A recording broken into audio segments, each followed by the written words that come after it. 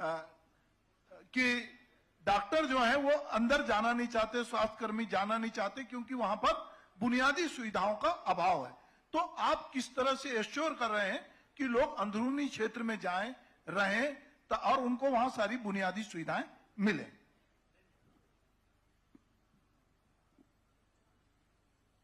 आज के इस कार्यक्रम में हमारे मुख्य अतिथि इस राज्य के उप मुख्यमंत्री आदरणीय अरुण साव जी, मंच सभी अतिथिगण, सभी डॉक्टर बिंद, सभी उपस्थित माताओं एवं बहनों, भाइयों, देखिए आज बहुत सही समय पर और सही मौके पर, सही स्थान पर और सही लोगों को आपने बुलाया है। और मुझे बेहद खुशी हो रही है कि हमारे राजधानी के सभी प्रमुख यहाँ डॉक्टर्स उपस्थित हैं, जो न केवल छत्तीसगढ़ अपितु राज्य के बाहर के भी लोगों का इलाज करते हैं और बड़ी संख्या में हमारे सीमावर्ती राज्यों से लोग आते हैं। आज जिस प्रकार से पूरे प्रदेश में स्वास्थ्य की समस्या है विभिन्न स्तरों पर, आप देखेंगे कि आज से 5 साल पहले जब हम जहां पर छोड़ गए थे, 5 सालों में बेहतर होना था, लेकिन आप सब लोगों से छुपा नहीं, इसलिए सार्वजनिक मंच से मैं कह रहा हूं, कोई पॉलिटिकल बात नहीं है। स्वास्थ्य बहुत नीचे गया।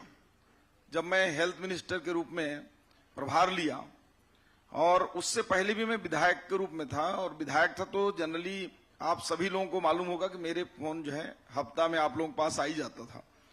तो उस स्थिति में चाहे हमारी सरकारी संस्थान मेकाहार हो या डिस्ट्रिक्ट हॉस्पिटल्स हो या अन्य स्तर के हों, सारे जगह सुविधाएं जो है कम हुई।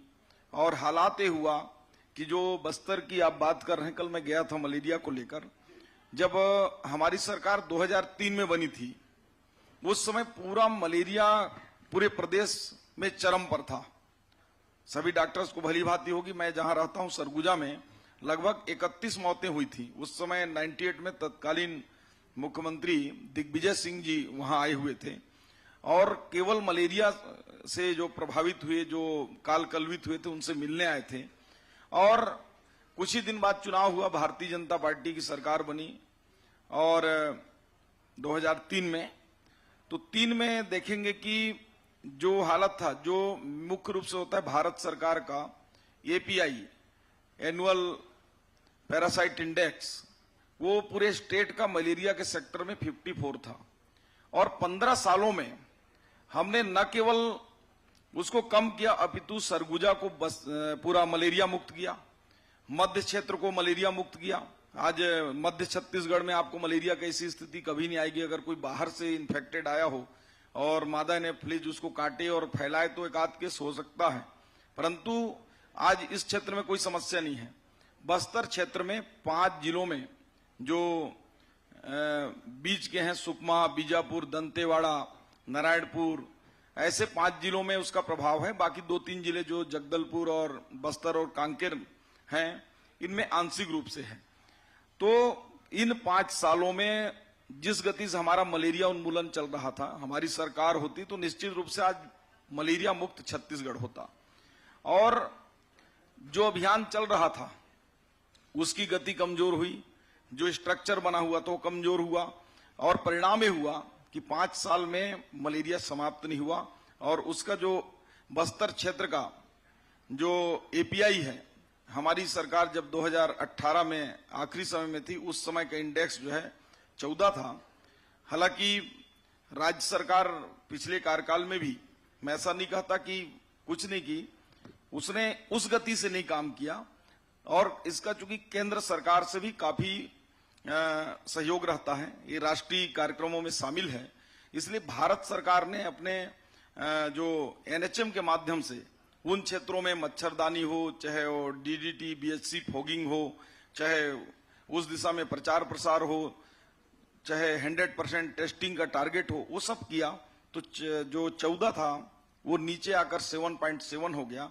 और मुझे बताते हुए बहुत खुशी है कि इन 6 महीनों में हमने जिस गति से मच्छरदानी का वितरण किया, फॉगिंग किया, अवेयरनेस लाए और 100% जो टेस्टिंग का हमने टारगेट रखा है, और उस टेस्टिंग में हमारी जो मितानिन बहनें हैं उनसे लेकर ऊपर तक के सारे सेक्टर्स में, सारे पोटा केबिन में, बस्तर क्षेत्र में, सारे हॉस्टल में, छात्रावासों में हमने अनिवार्य कर दिया है।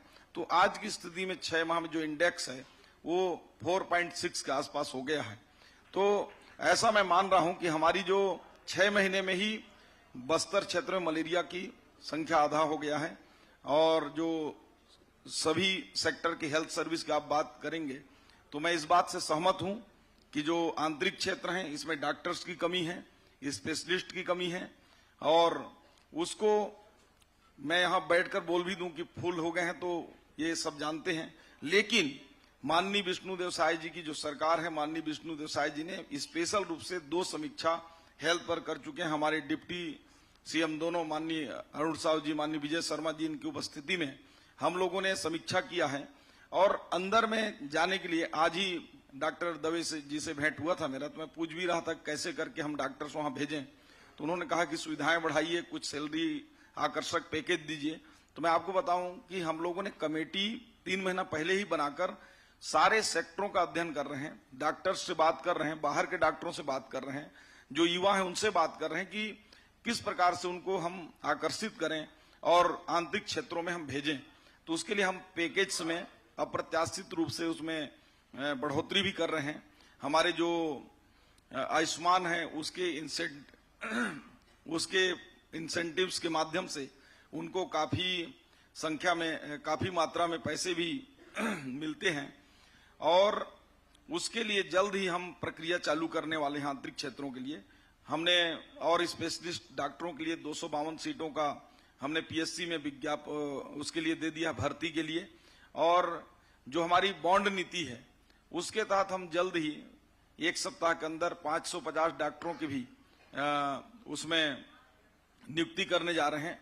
तो मुझे ऐसा लगता है कि छत्तीसगढ़ में जो बस्तर और सरगुजा का क्षेत्र है, जहां डॉक्टर्स की कमी है, स्पेशलिस्ट की कमी है, उसकी भरपाई मैं करूंगा।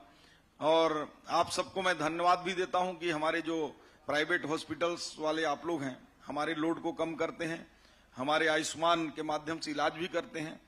कुछ आप लोगों को भी प्रॉब्लम है, वो भी मेरे को मालूम है। हम लोग बैठकर उसको एक ऐसा आयुष्मान के सेक्टर में भी आप लोगों के हिसाब से भी बनाने वाले हैं कि आप लोगों को भी तकलीफ ना हो, जनता को भी तकलीफ ना हो। और हम मंत्री जी, ये सिर्फ आश्वासन है, इस पे क्रियान्वयन